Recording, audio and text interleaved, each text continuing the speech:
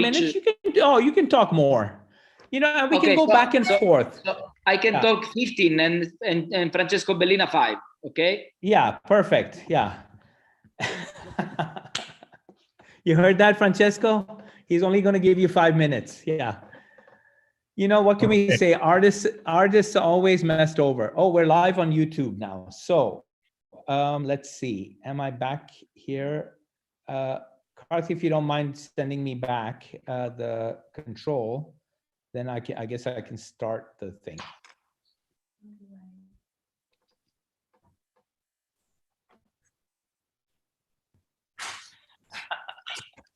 You heard that, Francesco? He's only going to give you 5 minutes. Yeah. You know, what can we say? Artists always messed over. Oh, we're live on YouTube now. So. Okay. All right. I guess we'll start. If the mayor shows up, then we'll let him in. And if he doesn't show up, we'll just go on. Hi, everyone. This is Christian Sarkar with the Wicked 7 project with Philip Kotler. And we're here to talk about the 7th in our series of Wicked 7 problems. This one is population and migration. What's really neat here, what's interesting, is we decided to map the SDGs to the Wicked 7. And we noticed something that was kind of interesting, which is that population and migration is not really one of the SDGs. It's really not really part of the SDGs. So, and neither really is power and corruption. So what's very interesting is some of the wickedest problems in the world are not being addressed by our SDGs. And I think this is why the Wicked 7 problem project is really important, because it's going after some of the things that we're overlooking. Today, I want you to welcome our guests from the city of Palermo. We have Claudio Arestivo from Multivolti and Mediterranea, Carmelo Pollichino from Pollichino, pardon me, did I say it right? From Libera, Francesco Bellina from francescobellina.com. You know, he's a brilliant photographer, as you'll see, and Memory Mutanuka, who's from Zambia, and she's actually in Palermo as well, and she's going to tell us her story from her perspective. And of course, we have Philip Kotler, the father of modern marketing. We are sort of waiting for Leoluca to join us, but we decided we'll skip over the Leoluca part, and when he comes in, we can always jump in and have him talk. Mention the team members. The team members with us here, in case you heard that voice, are Chiara Falvo, Karthi Ratnam, Laura Galdi, and Jenny. So you guys, this is very informal. So please don't feel any kind of need to be polite. Just go ahead and raise your hand, jump in if you have a comment or a question. But we'll start with this idea here that all these wicked problems are interrelated. And the problem that we see now is, well, of course, we've had political refugees for a long time, but now we're beginning to see this problem with climate refugees that are also beginning to show up. And what we're seeing is the idea that, with the changing climate, Europe and let's say North America and sort of the Northern Hemisphere is going to see an accelerated rate of climate refugees coming north. And why? Purely for survival, if nothing else. And so we basically are trying to show with this Wicked 7 thing that all these wicked problems are interlocked and interrelated. So to begin this journey, we're going to turn to Francesco Bellina and to have a look at some of his photos. We've got 4 or 5 of his photos here. We're going to have him discuss what he's doing. But Francesco, go ahead, Francesco. Francesco is a brilliant photographer who has been doing art and, of course, photography at the same time. And he has been documenting the plight migration, immigrants in there into Europe, and also in Africa, sort of the ordeals and the pressures and really the conditions that they have to go through just to make this journey. So this here is one of his, I would say, one of his very famous photographs. Francesco, why don't you tell us a little bit about yourself and then go over these photos? Yeah. Hello, Christian. Hello, everyone, and thank you for inviting me. Yes, this is a photo I took on board of the rescue ship Mediterranea. Called the boat is called Mare Ionio, and it was taken in 2019. Meanwhile, the minister Matteo Salvini was in charge for the interior affairs, and this is a transshipment between the rescue ship and the Coast Guard ship, because we have been obliged to do a transshipment out of the national seas because of the rules of the new law put inside by Salvini. So this photo became a bit iconic in Italy because it was the perfect photography of this period, of this continued discussion between who wanted to save the lives and a part of the politicians that started just to be propaganda. I started to do this kind of photo, and I started to work in Palermo because I was lucky because I studied law in Ballarò neighborhood. Ballarò is an amazing place, full of contrast, full of contradictions, but it's a multi-ethnical neighborhood, and you can see Sicilian sellers and African sellers working together. So I started there to follow what was happening between the migration and Cosa Nostra. Specifically, I speak about some Nigerian gangs who started to sell heroin because they worked for Cosa Nostra.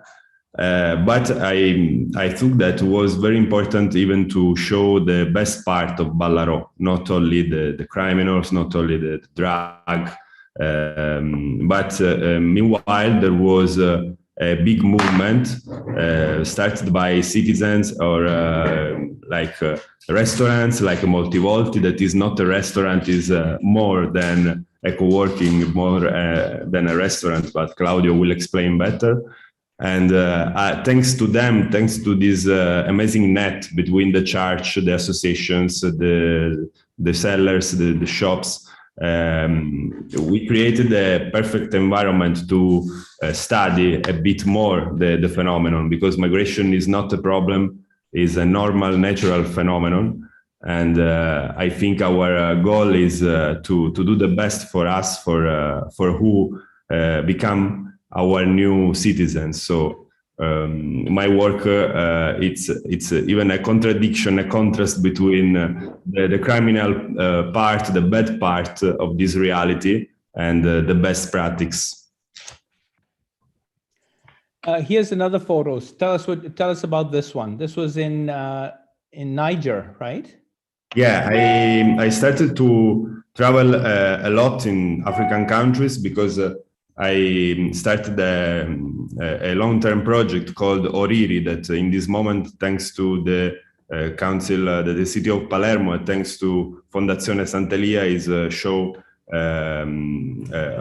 for other more 2 days, because it's a bit that is hostage. So this trip was very important because, like in this case, I was able to recognize, to see something exclusive, like this episode, this sad episode, that these are migrants that have been pushed back from the Algerian border to Agadez.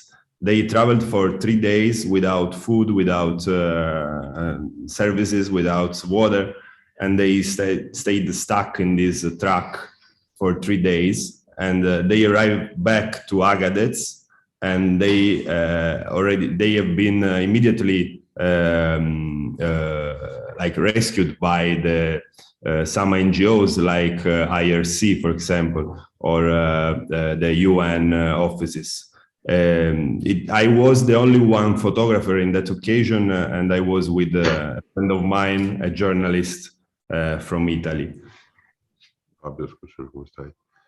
Non vado a Dubai. Here No, non lo dire a nessuno. Io ho bisogno I speak just to cover the voice of the mayor for his privacy. Okay, so here I was the same trip of the first photo. This is the rubber boat we found with the Mediterranean NGO when we're traveling 98 migrants, including 22 children. This is a rubber boat, usually are made in China with very terrible materials. And so already 6 migrants died before our rescue. It's amazing, it's incredible because you are a small point in the middle of the Mediterranean Sea, and is a bit scared, but you can see that borders doesn't exist, but it's just something that we draw in the paper. And this is a photo that you can find in Oriri exhibition. And she's a mother of a child, but she's not with him. She hugs other children because these children are usually the result of some rapes in the Libyan ghettos. And this is after our rescue. Obviously, when you do a rescue, before you save the children, the ladies, or people that are not very good. So this show the amazing work that NGOs do in our sea. Yesterday night, I was at the port of Palermo, taking photos to the 367 migrants that have been rescued by the MSF ship Geo Barents. The mayor was there, and he said to the crew, to the members of the crew, "Welcome, this is your city," because they have the honorary citizen of Palermo. And it's not a normal thing in Italy. It's not a usual thing, because in Palermo, I was born in Trapani, another city, but in Palermo I feel good. I feel okay, because it's a real multi-ethnical city. It's not just rhetorical. It's not just propaganda. But if you cross our streets, you can see, you can feel this.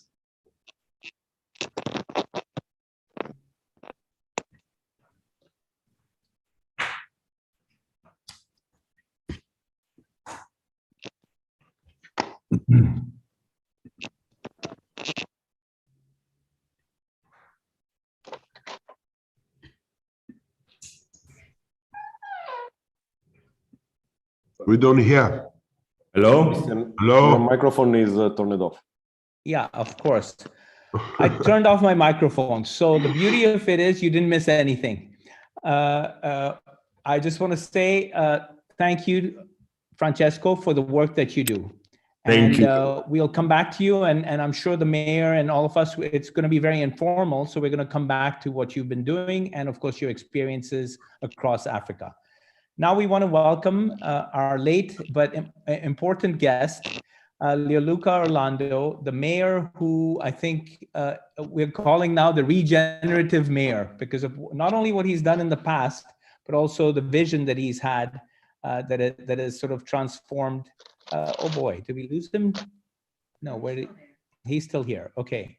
So Mayor Orlando, I'm going to ask you a bunch of questions, and feel free to, let us know what you think. I'm just going to start with a very simple one, which says, you've transformed Palermo into a multicultural city, bringing it back to its roots as a crossroads of culture and civilization.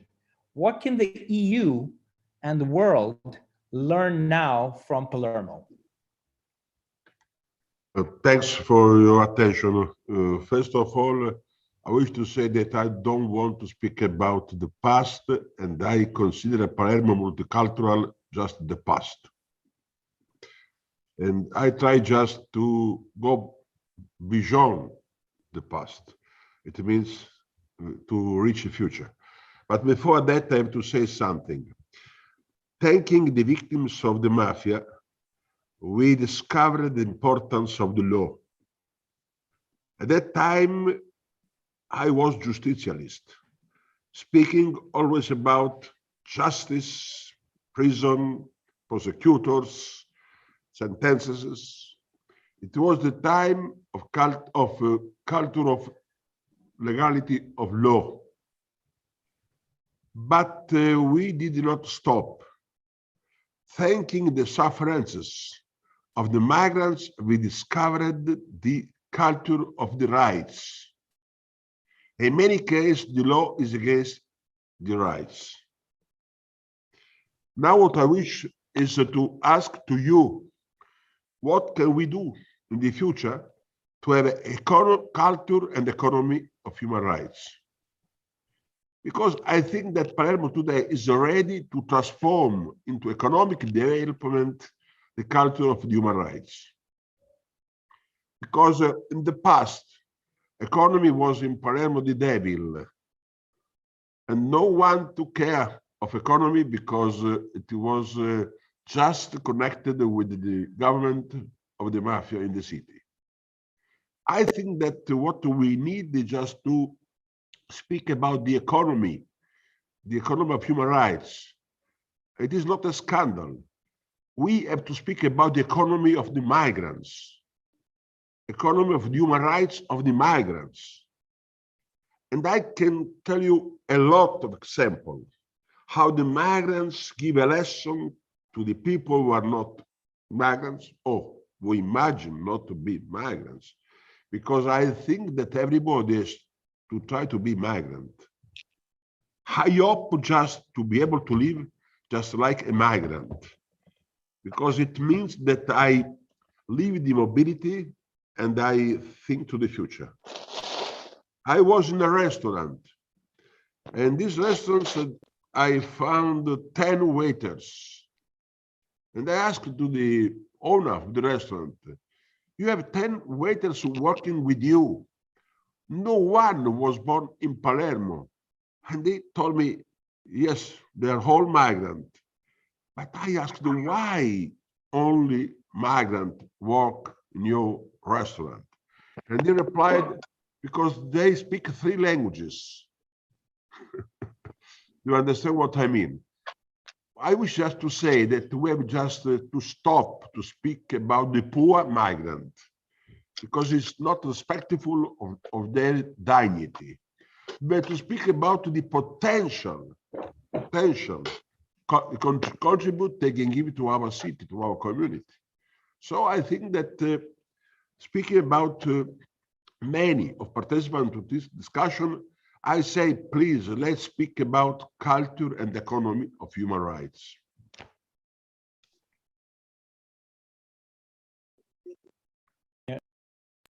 Thank you, Mr. Mayor. That was great. I'm going to ask you another question, though, because I still think that this document here is very important. Your 2015 International Human Mobility, the Charter of Palermo. This actually sets the stage for a whole new conversation in the EU. And you have led that conversation to say that mobility is an inalienable human right. And the Charter of Palermo of 2015 spells that out in great detail. It's something that I think people don't view this, and it really does transform how we look at immigration and migration, not as something that's to be avoided, but something that we embrace to face the future. Now, there is one other question that I have related to this. across the world, and now I'm going to go to the other side and say right-wing extremists are bashing immigrants, blaming them for crime, unrest, even COVID.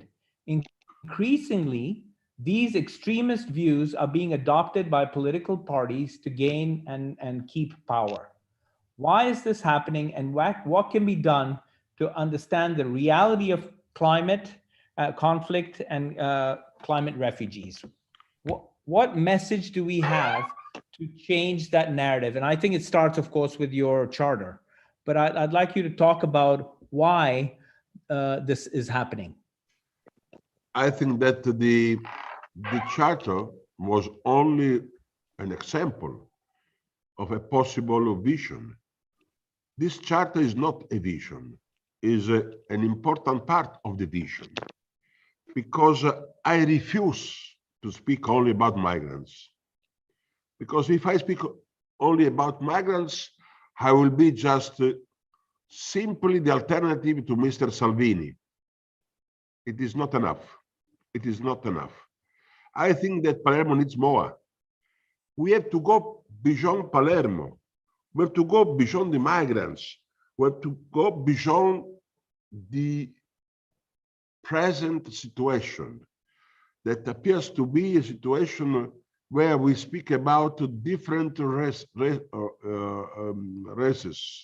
We have only one race, human race, only one. I'm racist because I do defend the only existing race, human race. But the other point is that we have just to be free from the terrible law of the blood. The terrible law of the blood. Because my identity does not come from the blood of my parents. Does not come from the blood of my parents. I am Palermitan because I decided to be Palermitan. Having parents who were Palermitan, I can decide to be Tunisian and Jewish, or German and Hindu. It is just the message of the migrants. The migrants have understood that it's possible to have a specific identity, a personal identity, that is just a cocktail, a connection, a rainbow, a mosaic. And my identity is not the identity of my parents. My identity is not the identity of my brother. My identity is not the identity of my daughters. You know that starting from this point, all the rest, all what arrives is so simple. So simple. Of course, if we think that my identity comes from the blood of my parents, I cannot build the future in a global world. And I am against human mobility. Because if I consider that the identity comes from the blood of the parents, if I recognize that the blood is different, tonight I will ask to hematologist the difference between my blood and your blood, but I have no time just to wait for tonight. And so I say that the identity does not come from the blood. You know what I mean? If somebody say, let's speak about Palermitan identity does not exist. Or if you prefer, is the really identity of the future. In Palermo, identity means to be free from the law of the blood. In Palermo, identity means just to be a cocktail. And my cocktail is different from the cocktail of my brother. So when people say Palermo, therefore I say that Palermo welcomes everybody. Therefore, it was just normal when the crew of the ship yesterday night just went outside to say thanks to me. Was normal to say thanks. You are at home. You are in your city. Because I ask to you, how is possible to transform my ideas in economy? It's just a question. May I tell you that you speak about regenerative economy, but in Palermo has to start from the human rights. I see just in video Carmelo Pollichino. Carmelo, what do you do every day? You try not to respect the human rights. You go ahead, you go beyond. You try to transform the respect of human rights into economy. I've seen just Claudio Arestivo. What he's doing in Multivolt is protecting human rights. Is not enough. You try to transform the respect of human rights into economy. Because today, there's only one way to consider not a devil, the economy, to connect economy with human rights. That's really a wonderful point. How do you connect the economy to human rights? And I guess that's the heart fill of what we're calling regenerative marketing, because it is the opposite of extractive marketing, right? It's the opposite of exploitation. It's the opposite of using people as a means to really centering the economy around the people. And by people, all people, right? That's the vision of Palermo. Mr. Mayor, I'm going to switch here for a second to Claudio Arestivo, and we're going to talk a little bit about his model of integration and what he does in the workplace. Claudio, go ahead, man. We want to hear about what let's see, what did I do wrong here? I hit something wrong. Claudio, we want you to go ahead and tell us a little bit about Multivolti. Okay, thank you all for inviting me and for inviting Multivolti for sure. I will try in short to describe what is Multivolti, and for sure this photo is not really simple to explain in a few minutes, but I will try. Just because already the mayor and before also Francesco Bellina said a lot of interesting things linked to the area where we decided to invest. It is Ballarò, one of the most interesting area for sure of the city for the contrast, but for the conflict and also for the interesting interaction between people and culture. I also say conflict because we don't want to imagine that diversity is just something easy to host and to deal with, but it's something complex that doesn't like a slogan, but need complexity, reflection, and experimentation in the field. So 7 years ago, starting from Ballarò, in a period when thousands of young people, and unfortunately not just young people, were leaving from Sicily, looking for other opportunity north of Europe or around in the world, we decided to stay and to demonstrate first to us that it was possible to create an opportunity for us and for the people that wanted to come back or deciding, as the mayor said, to have Palermo as their city. So we started from one of the biggest richness we have, diversity. We said we can start from diversity to create a model of business that can be interesting for the city, for our area, but also for an international level, probably. And we decided to have a vision. We would like to contaminate the market and not depending from the market. We start from, as Carmelo very often say, we start from the social value and we arrive to the profit, not the opposite. We know that our model that creates connection between our restaurant, that is the profit area, where in this moment 31 persons coming from 10 countries works, where there are no migrants, there are people. Even because I want to say something very, very simple. When a man or a woman leaves come from Senegal and live from 20 years in a city, we cannot consider him migrant. He decided where he want to, or she want to stay. He's a citizen. He's not anymore a migrant. So probably when one day we will forget to speak about migrant, but we will decide to speak about person, we will start to make also cultural advancement in the process of recognize the rights of the people. So as I said before, Multivolti has two main souls: a profit part that is a restaurant and a bar where 30 person works today, and a social activity that is a co-working space where we host organization that we can select, not depending from how much they can pay, but on which is their social impact.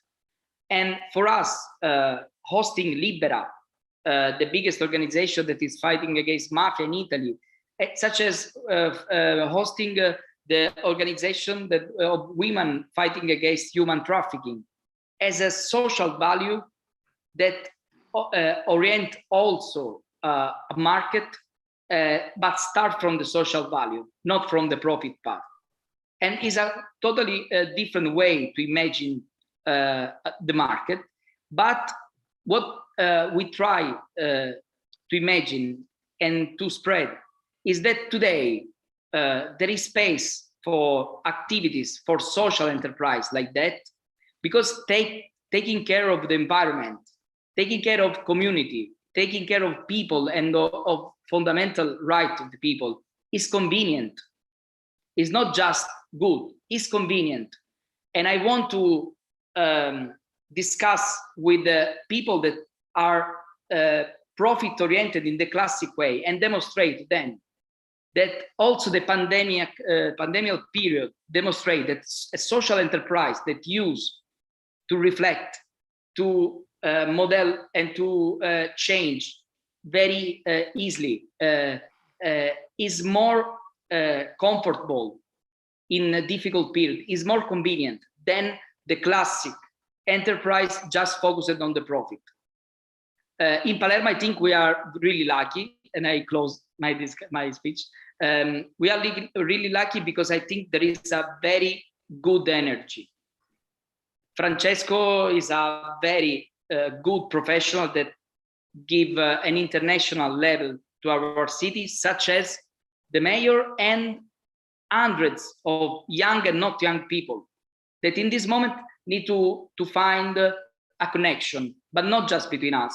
We need to have the chance to see on the Mediterranean Sea as looking from Palermo as the capital of that Mediterranean Sea, not the capital of the front of the barrier of the wall, but the open harbor that, like in the ancient time, can see to the Mediterranean Sea as a great opportunity.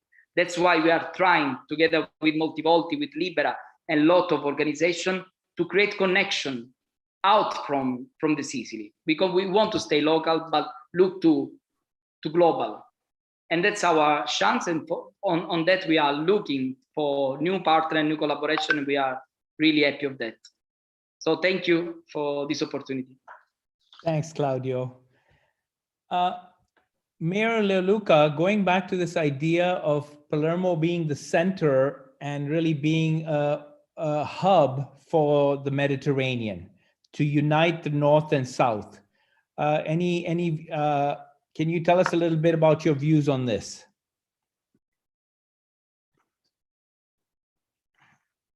I think that Mediterranean area needs just an experience like Palermo, because Palermo is something like a home, but in the same time is something like a station. The home is where you stay. The station is where you arrive, or from where you are just living. So we are in the same moment, the station and the home. But I repeat, this is the only example in Mediterranean area where you feel at home like in Palermo. There's only experience Mediterranean area where to feel like in a station. So we're going to ask. A chance, if you prefer, is a challenge. It's a challenge for the future. It's a challenge for the future.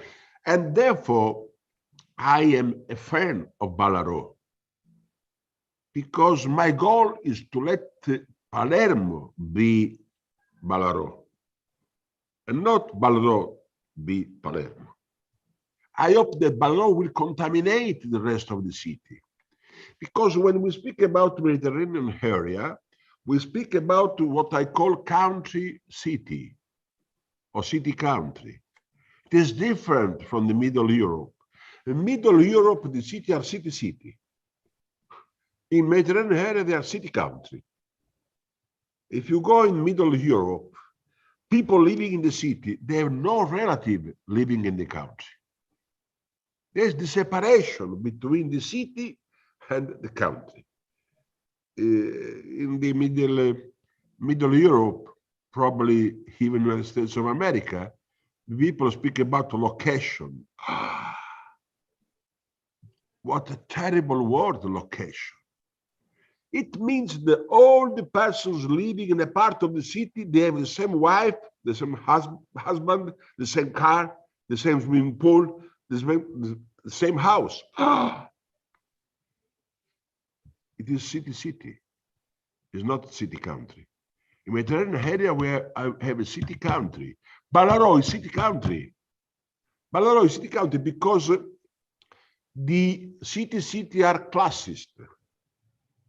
Each part of the city belongs to a class, economic, social class. In the city country, in each part of the city, they are all interclassist, all different. You try just to imagine an aristocratic palace in Palermo. Traditionally, in the aristocratic palace in Palermo, in ground floor, there were the poor people. In the first floor, there was the prince. In the under the roof floor, there was somebody trying to be a lawyer, trying to be a doctor, trying to be no longer poor. And they, all three, live in the same building. They walk in the same street. They buy the fish, they buy the fruit in the same shop.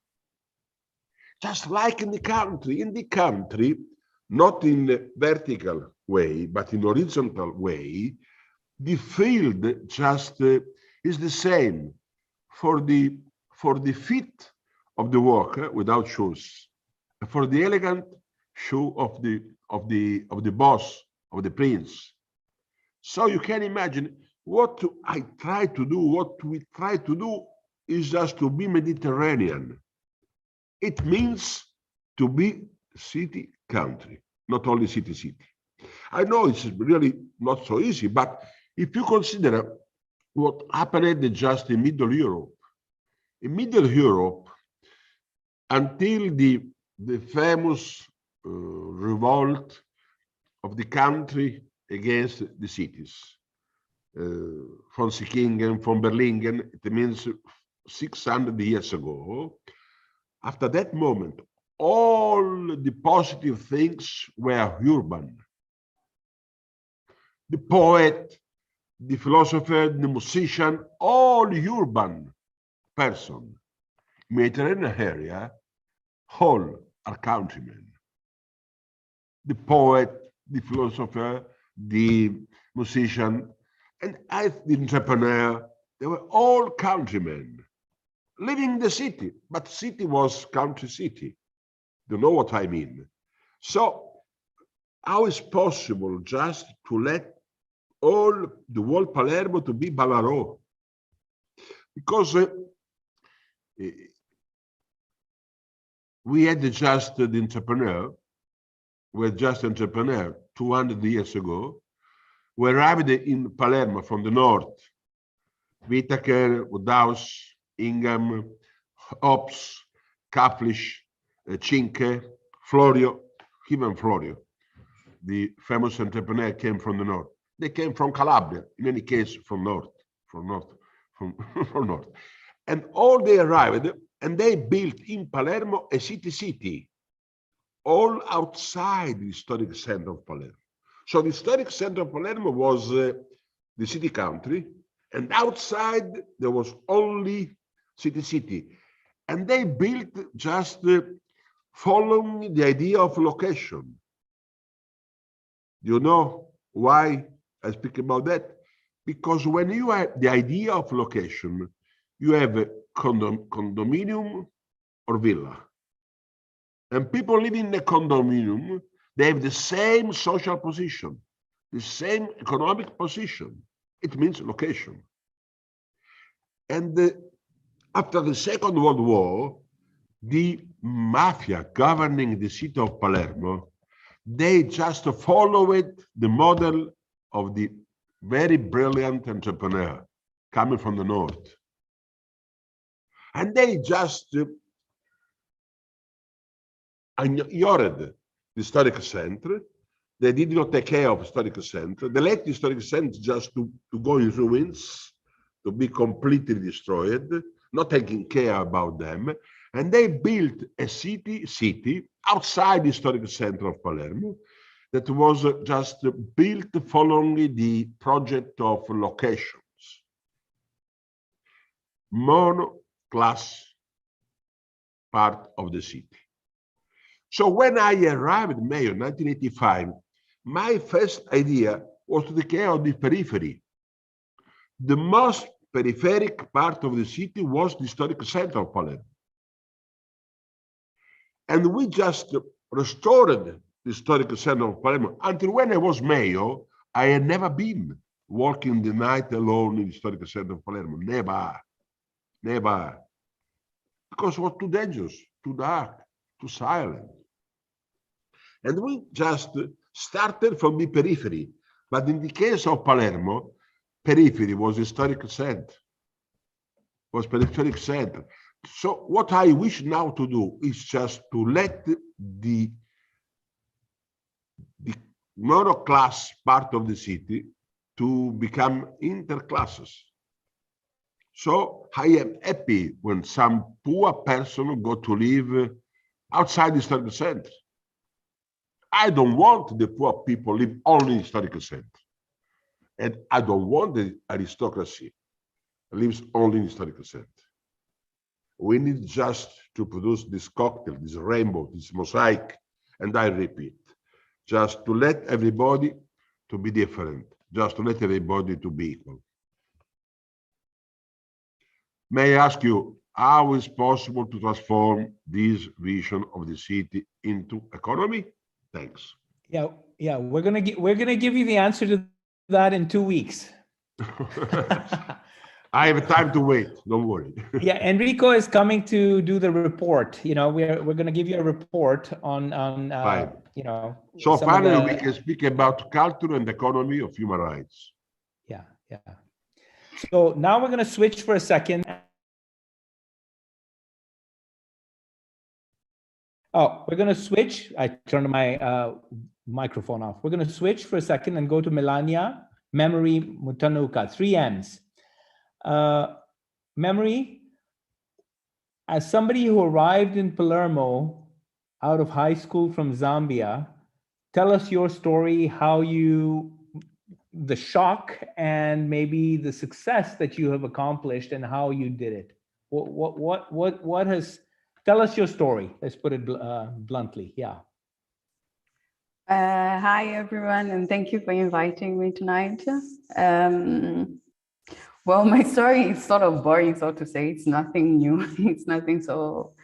But I came here 6 years ago, and when I arrived, I was just a student out of high school without any idea of what I wanted to do.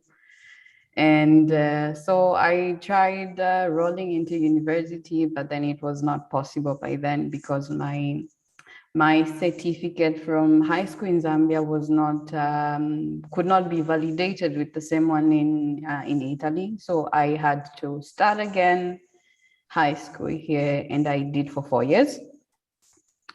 And then last year I finally managed to enroll into university, and I'm a student now in doing tourism science. And yes, then I've started working with Multivolti, I think should be 4 years ago.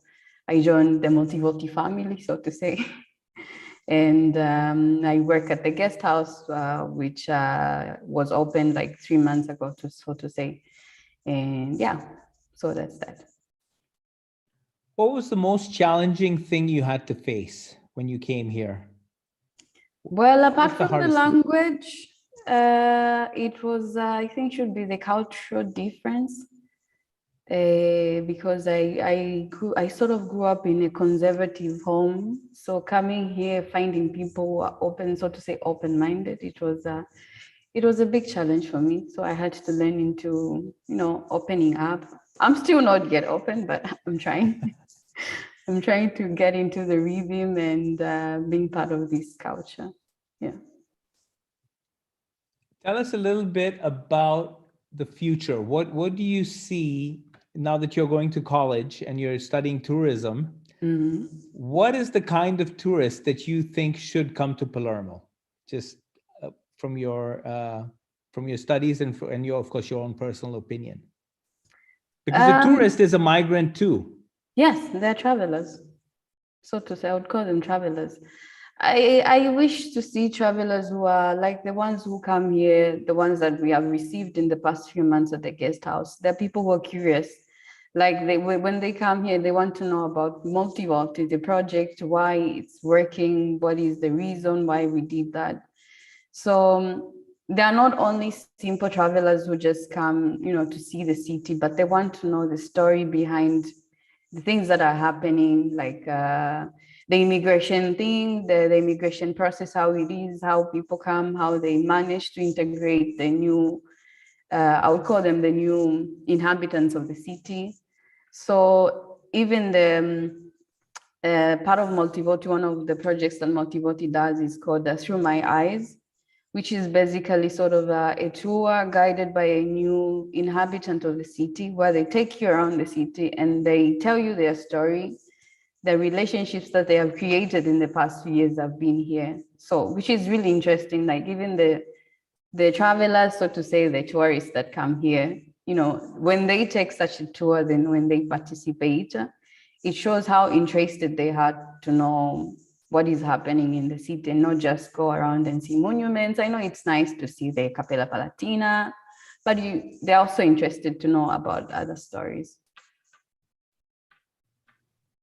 Claudio, I'm going to ask you a question. Tell us the story about, and of course that's happening even as we speak, the story is still unfolding, of the chef in your kitchen from Afghanistan. And yeah, of course, how the mayor had something to do with that as well. Yeah. Yeah, more than something, I can say. Yeah, Shapur is one of our chefs. He came from Afghanistan. He was a soldier there, and he escaped from Taliban 15 years ago. Now, what happened? Everyone knows. With the arrival again of the Taliban, his family was really in danger. So we tried to open all the channel and all the activity to try to save them and to protect them. So together with the mayor, we started a connection with the embassy, with the Ministry of Defense, and so on. But always like in a silent way, because there is always like a necessity of protection for them, especially for a group of 7 women and one man that is a journalist that is especially in danger, and 3 kids. So today, finally, I just communicated that to the mayor like 1 hour ago. After the 3rd time, we succeed to cross the border to Pakistan. So we are really happy because we had the protection of the Italian embassy in Pakistan waiting for them on the other side of the border. So now they are under protection. They are a group of 7 women, and as I say, 7 women. Sorry, 6 women, 3 kids, and 1 man, and they are under the protection of the Italian embassy in Pakistan. Tomorrow they will get a visa, and tomorrow morning we will start a crowdfunding campaign because we need to pay for their travel. I mean, in the most safe way. So we need to collect an amount of 10,000 euro. I'm sure that our community will support, and I mean, I know that tomorrow in some hour we will collect the amount. I'm sure of that, and we hope to have them, the family, in I don't know, some week, maybe less, in Palermo, and host them. And we really hope to organize a party with them, together with the neighborhood, with all the people that supported this project. I was writing an article for tomorrow, and I just wrote, I just delete the part that is something for solidarity. We are not doing that for solidarity. We are doing for justice, and we are doing first for us, because we think that it's our problem what is happening there. And I mean, I need to do. When I say I say we need to do something first for us, and the second step will be that an opportunity for them. But we need, to be egoistic in this moment. We need to save and support people first for us, and then also for the other. And I mean, I know it's it can seem a joke, but is what we are trying really to do. And today is the first day that we can say that they crossed the border, because now it's officially, and we don't need to keep the secret on that. And from tomorrow we have an official campaign to keep them in Palermo and became Palermitan. Thanks, Claudio. So Phil, the key to community resilience is these relationships. These relationships cross class, boundary, and cultures to bring and weave people together. And this is the thing that we're seeing in Palermo, especially in this neighborhood of Ballaro, where you have companies, the citizens, the Palazzo people, and the people in the Palazzo is Federico too, right next to Ballaro. They bring their tourists down to these restaurants and down to so that they can create an economic circle that supports the neighborhood. And that's really critical, because we see a growing resilience and even relationships that are building now between these people who live in the neighborhood and who are not viewing each other as anything else but friends and neighbors, and how can they support each other. I think this is very, very crucial to the future of regenerative marketing from the ground up.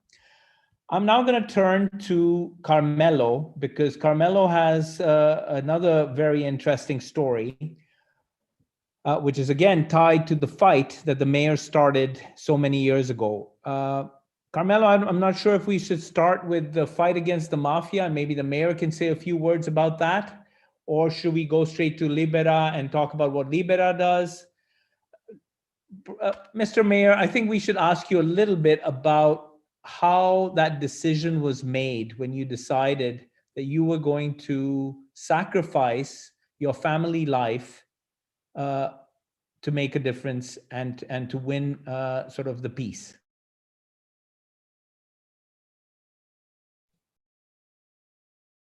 I decided to be Palermitan.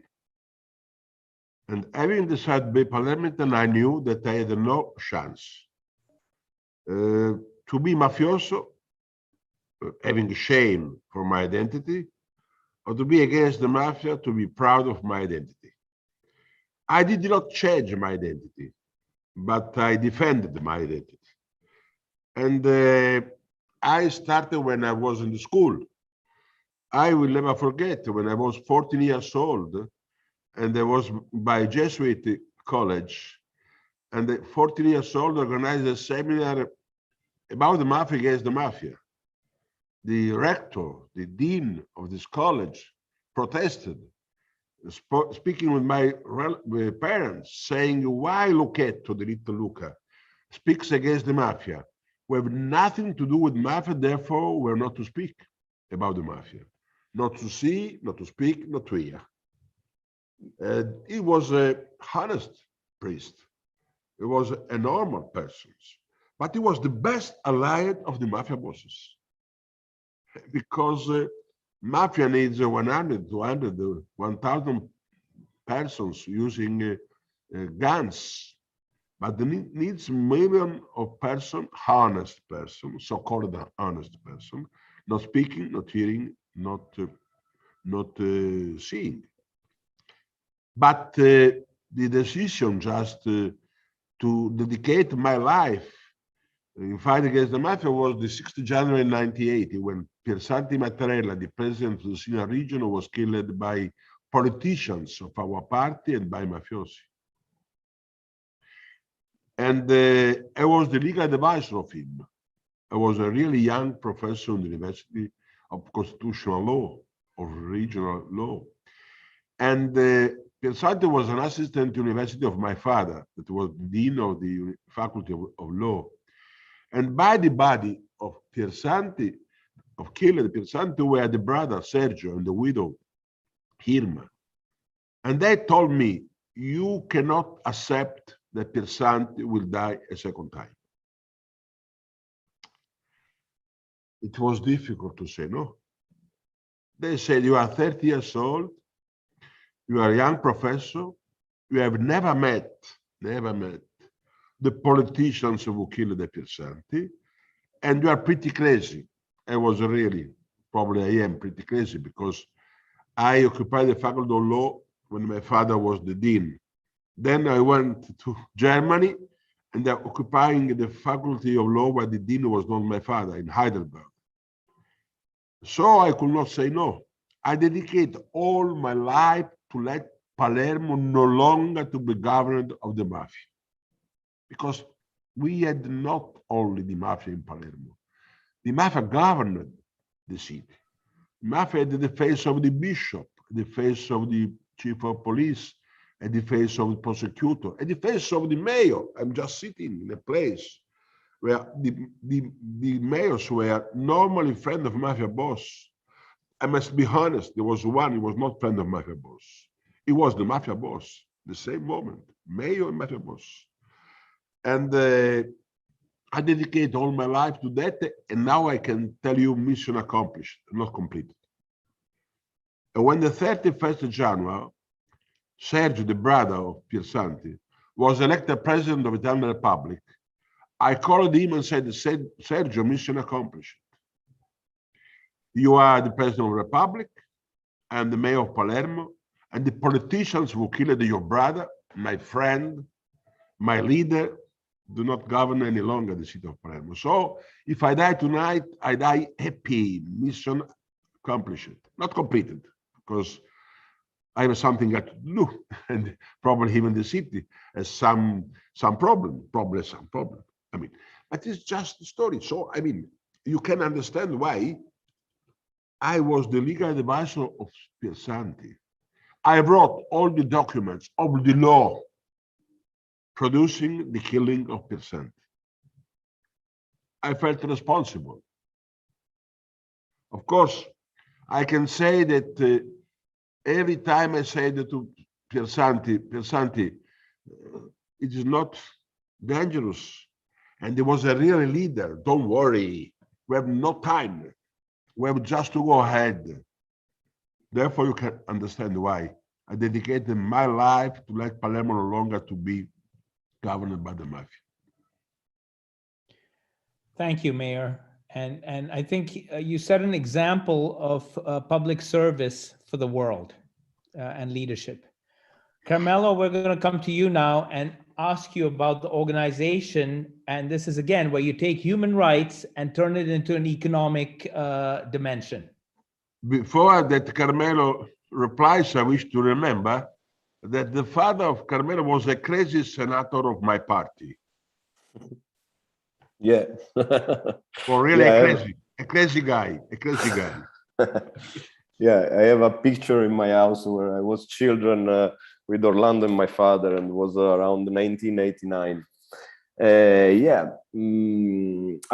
Thank you, first of all, to Christian and also Professor Kotler. I studied in your book during my university, and it was a pleasure and an honor also to be here with Leoluca and all of the people. I know it's not a non-formal meeting, but it's important to say this. So my organization is Libera, and Claudio introduced something about my association. It's the largest organization in Italy to fight against mafia. It's born in 1995, when in Italy, not just in Palermo, that was a very terrible moment where mafia moved like a terroristic organization, no? With the bomb, and it was an attack to the state. Leoluca Orlando remember about this. I was quite young, but the beginning was this, 1995. After that, in 25 years, Libera became the largest organization in Italy to fight against mafia. But we tried to introduce to fight against mafia, not just in the dimension of repression, but in the dimension of education and prevention. Nobody talked about mafia after this period. It was not normal to talk about mafia, not just when Leoluca Orlando was a child, 14 years old, but also in 1995, it was not quite normal to talk about mafia, no? Because the people don't understand the real big organization. It was the Jews, Giovanni Falcone, and also Paolo Borsellino, the pool anti-mafia, who discovered this big organization. But our organization is quite big now. We stay in the school, we stay in the territory, we have different offices, and we try to stay in the place where we want to understand, what is the mafias, in plural, phenomena. And now we have an international movement because we have an European network, the name is Chance, where we have offices in France and other countries. In Albania, last week, we support the opening of the first pastry opened inside a confiscated asset in Albania. No, it was very interesting. Another confiscated asset was in Paris. And also we have a big network in South America, ALAS, where there is a big network of associations who fight against narco traffic. In this moment, we are 1,600 different association organizations, school, who be part of Libera. It's very big, and it's a big challenge, to talk and to stay in this field where we want to fight against mafia. But I think in this table, the discussion have to move in an international level, And it's interesting to understand the phenomena, not because mafia is just in the financial level, because when we say this, it's quite dangerous. When we go in the school, and we talk with the young people about mafia, we talk about 1995 was in the history, And it was a very long time for the young people. And these are risks because the young people think, okay, mafia is a history phenomenon, it's not in the present. But it's the same when we say, okay, mafia is an international phenomenon, is in the financial level. It's quite fair from you, Mafia in this moment and corruption, that are a phenomena they live in our social and economic reality. I want to say this, and I don't know if Leoluca Orlando is agree. We talk about mafia since 160 years ago, from the unification of Italy. But why? You think why we are talking for a very long time about mafia, this kind of criminal organization? I think, and I have an answer, and it's a provocation, because people need mafia. In this moment, some part of the industries, some part of the economic system need mafia and corruption. It's not possible to think about capitalism without corruption. It's right, Mr. Professor Kotler, not to talk about this.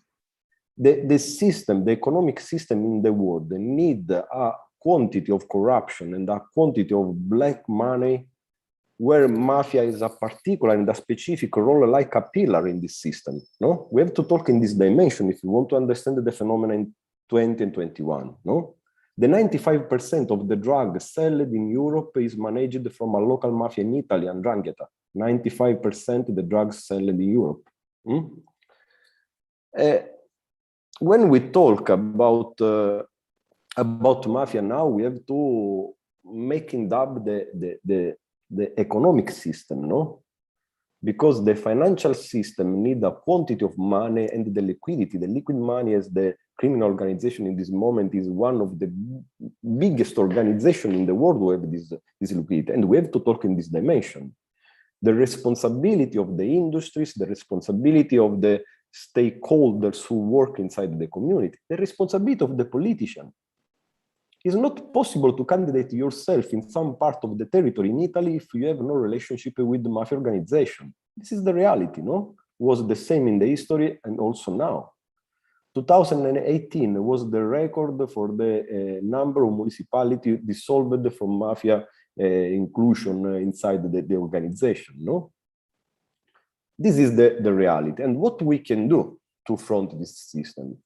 We think we have to create an alternative. We have to study and we have to not to work in human rights, because Leoluca Orlando, I totally agree. I don't work, Claudio don't work in human rights. We work to create a normal system where the people can live with the right way and that they can create the project of their life. But we have to create alternative. We work in the dimension of education and prevention, okay? In the local level, but it's very important to understand the international level. In the local level, if you don't give the alternative to the people, there is a big risk that people come in the big system of criminal organization. And it's not different if this person named Giuseppe and born in Palermo or named Mustafa and born in Ghana. It's the same. If Mustafa arrive in Palermo and they have no alternatives, they need to eat something, they need to support, no, what they want, and maybe he go immediately in Ballarò to sell crack, no, because they need money. And our role in the field of social enterprises and educators is to create alternatives, possible alternatives to these people.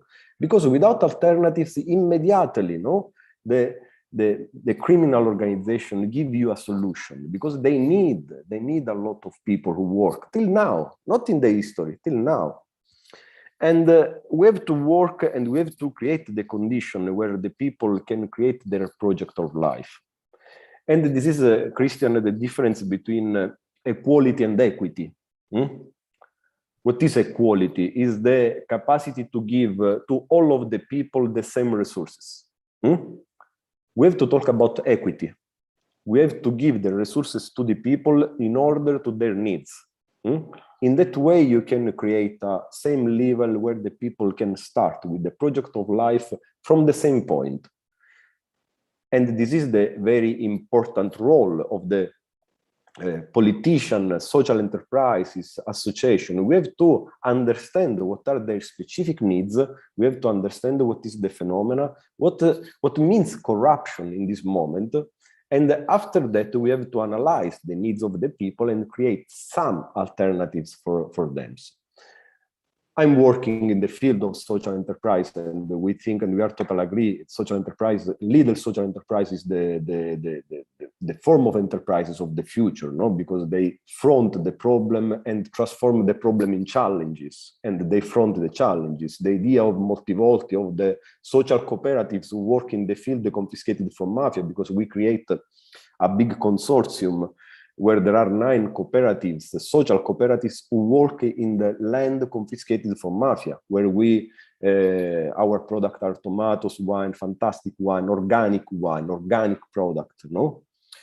in the field of the problem, you find the challenges, and after the challenges, you create an opportunity of job, because the first tool for prevent mafia is the job.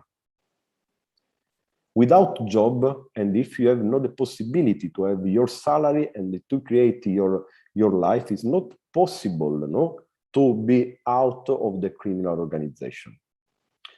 And that way, the role of social Carmelo, hold on a second. Claudio, bring the baby back. We want to say, everybody says bye, good night to Sole.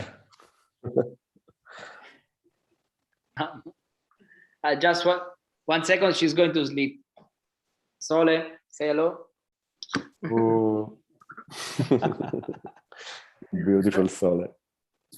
Sorry, Carmelo.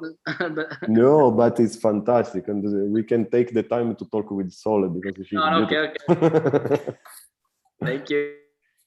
So this is the idea of the activity of our association. We support the organization like Multivolti. We support the opening of other activity all around Europe. I talked about Albania and the other, because it's in this moment nobody talk about mafia in international level. No, there is out of the agenda of politicians. No, the problem some years ago, some Ministry of Internal Affairs says the problem in Italy is migration, but not. We are agree. The real problem continue to be mafia and corruption, because with mafia and corruption we have a lot of limited resources and limited opportunity for the futures. We have to work in this field. We stay in the street and try to help the association, to maintain their job, because there are no specific association who fight against the mafia. Because what is to fight against the mafia? It's the same. What is to work in the human rights? No, Multivolti do a very anti-mafia activity, and the other association who help the people do anti-mafia activities to try to transform the reality in normality, and move the people to have a sense of the future in order of a good project of life. I'm gonna go here now to Francesco Bellina, if he's still awake or if he's still with us. Francesco, you there? Hello, yeah. I just took a picture to the webinar with and Claudio with Sole. So I was sharing with Claudio. Perfect. I did my job. Yeah. The human touch. I'm going to ask you about sort of when you go on your trips underground to see sort of the underbelly of what's going on in these, in terms of corruption, in terms of exploitation, and of course the poor people who are trapped in waiting, let's say, for the boat, waiting in a ghetto, just to get out, to find some way to escape. Do you see this getting worse because of climate change? I mean, the answer is yes, but I want you to give us a dimension of, let's say you've just started doing this for a few years. Are you seeing this problem bubbling up and getting worse and worse and worse? What's your view and what do you see happening on the ground? Yes, thank you, Christian. Especially when I worked in Sahel region, I saw directly this dimension. Today, I participated to a conference with Federico Fossi, an officer from UNHCR, and he gave some statistics about, for example, the refugees that escape from their country, and the 73% go to the closer countries, to the nearest country. And I immediately took to when I was between Mali and Niger, where there are a lot of jihadist attacks, and people now are not escaping just for the attacks, but they are escaping because of the climate change. So as the jihadists do, killing the animals, burning the fields, is the same, in the same way does the climate change. So we are, there's a double problem in this moment. But in the same time, I think that Africa is the new world for the future. But meanwhile is suffering every day for the climate change, for our waste, I did recently an installation artwork in Palermo for a festival, and there are two photos. Sorry. One of these are 212 containers that Italy sent to Sousse in Tunisia, like waste, like garbages. But the agreement was that the garbages could be plastic to be recycled in Tunisia. Instead, the owners of the company send all kind of garbages, so it's impossible to recycle. And this creates the mission of the Minister of Environment of the former government in Tunisia. But in the same time, in Italy, we have not this perception. We don't know that in Sousse, a lot of people are demonstrating every day against how they are treated by some European countries. So in this case, even the press, the journalists could be more than now. So we are putting all our problems, all our European problems to African continent. And it's like some claims you can read in the ghettos between Libya or Niger.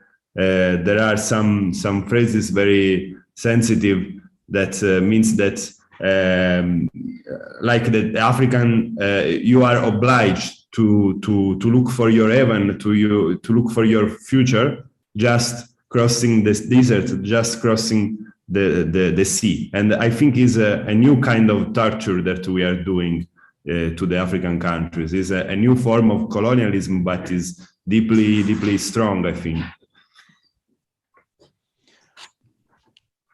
Wow. Even, for example, sorry, the kitchen, the food, the distribution of the food in Africa. There are a lot of problems about the price of the chickens, for example, because there are a few companies from South Africa that are they decide the price of the food. So, for example, I know a man in Nigeria is a businessman, and he decided to open a foundation because he said, I want to give food to all my country. So we try to do this alternative economy than what the companies from South Africa are doing.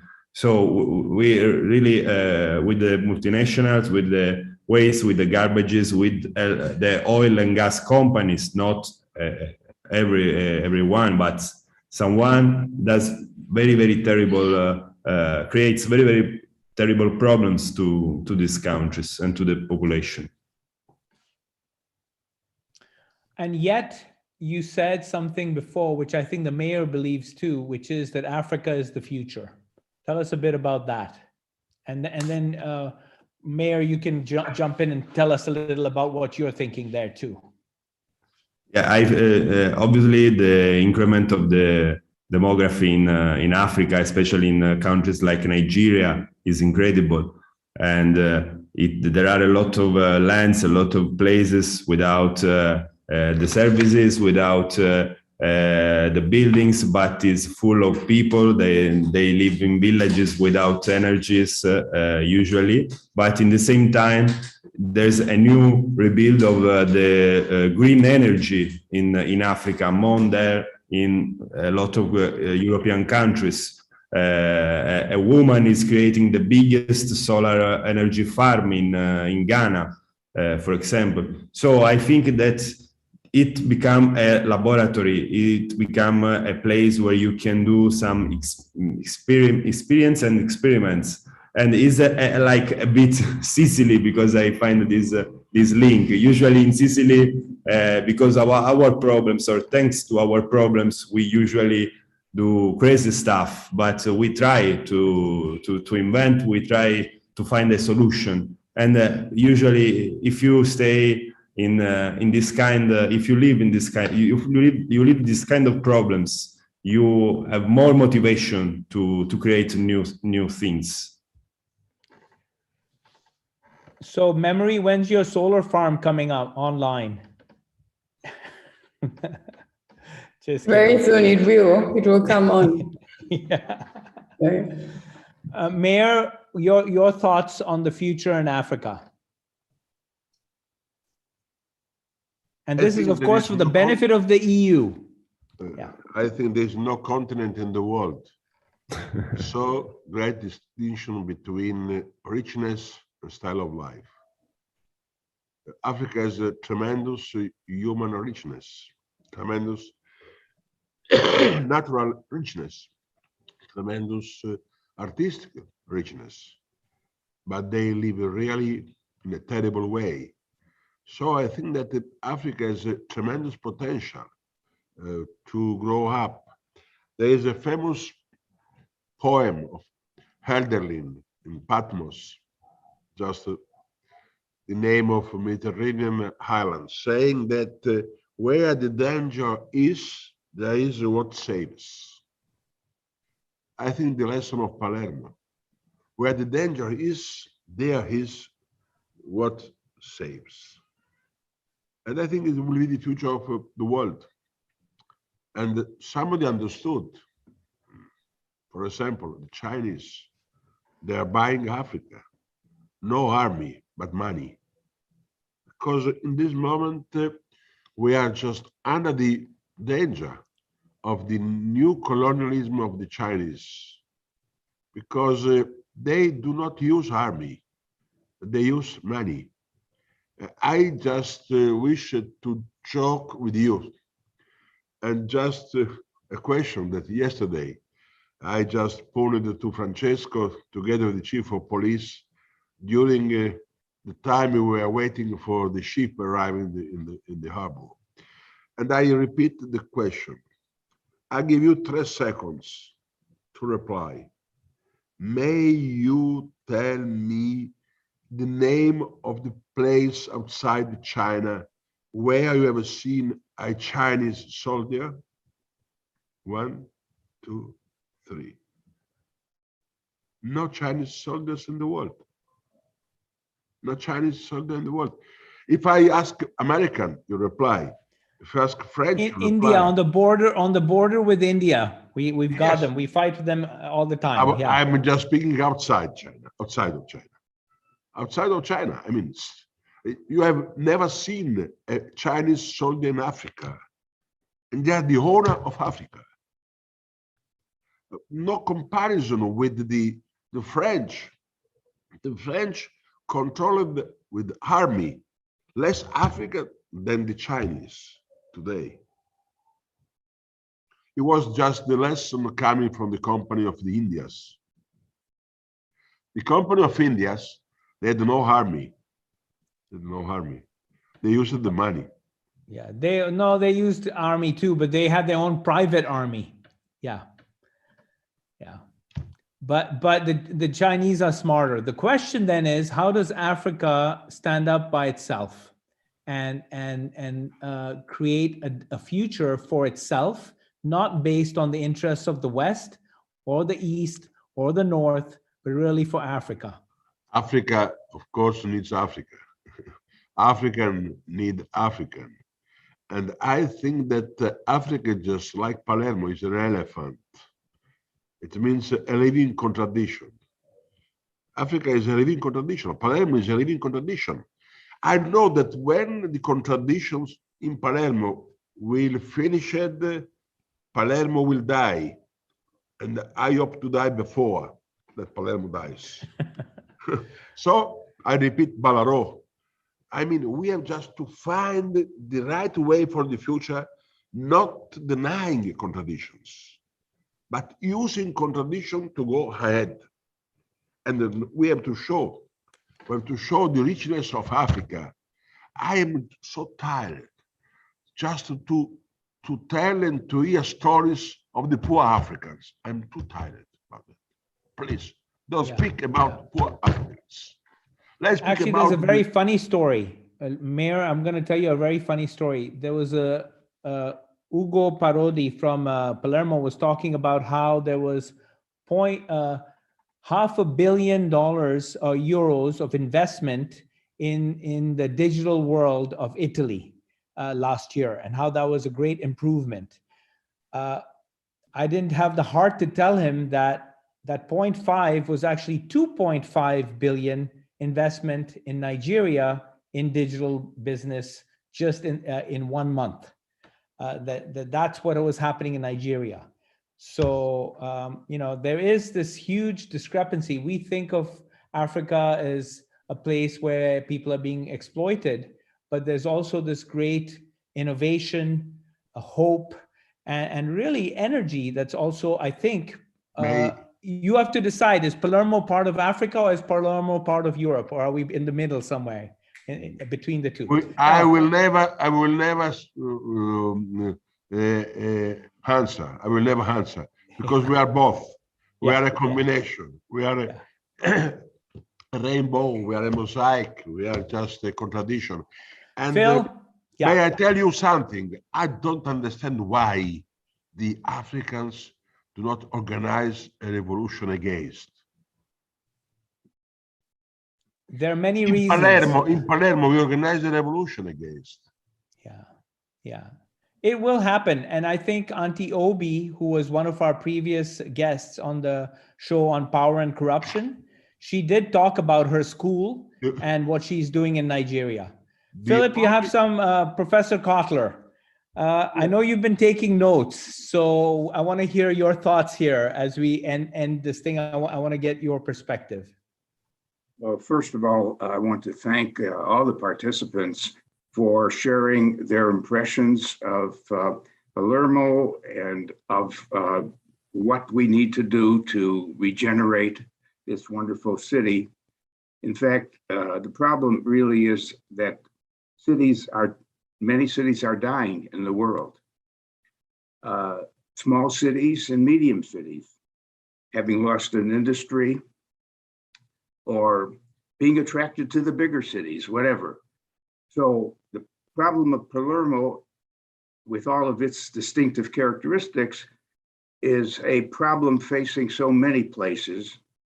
And we believe that if we could study those cities that were with poor conditions, declining conditions, but actually rose like the dead out of that situation and became alive again, we could learn a great deal. And in a sense, Palermo is a laboratory too for this question of what can be done to bring life and real people together as neighbors. The main thing is that part of the problem, not mentioned yet, is the nature of our capitalism, our economies. We have to figure out a way to generate wealth in an equitable way so that there is sharing of the wealth that's being created.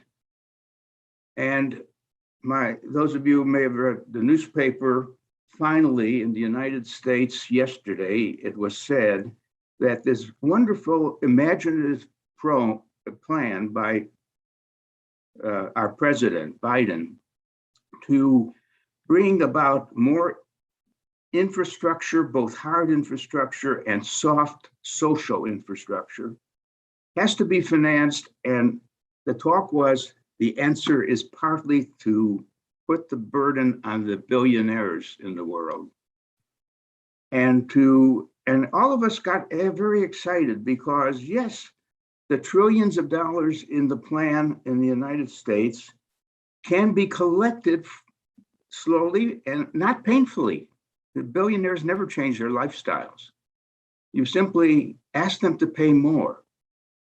And the idea was simply look at how much their wealth increased over the pandemic period and just tax it, even though they didn't turn in their wealth, they did not cash in on their wealth, but virtually they got wealthier and put a tax on the growth of their wealth during the pandemic, and we have a solution. Unfortunately, that's still under great debate. But going back to the big problem, we've got to have a stronger and better capitalism. And those of you who know me know that I've been talking about the Scandinavian countries. They've got the answer. That's where the healthiest people in the world are found. And the happiest people in the world are found. Denmark, Sweden, Norway, Finland. The answer is there. They have a system of good taxation from the people who can afford to be taxed. And then they deliver a good life to everyone. So Phil. we all have to consider this, but thank you so much, all the mayor and every one of you, for cheering us on. I think I have confidence that Palermo will become the example of regeneration for other cities that may be dying otherwise to look forward and to come and visit you and say, tell us what you did to achieve that growth, that revival. So thank you. Thanks, Phil, and thanks, everyone. We're going to end here. If there are any questions, come to the Wicked Seven site. Claudio is doing some crowdfunding for his for the trip from Afghanistan, so we'll have a link for that. Thank you all, everyone.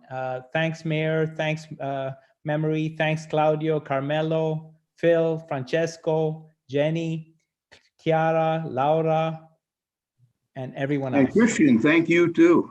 Yeah, sure. For very much organizing this wonderful program. Yeah. Thank you. Thank you. Love you guys. Jenny. Take care. Thanks Grazie a a lot. tutti. Ciao, ciao. Bye-bye. Bye-bye. Grazie. Bye-bye. Good night.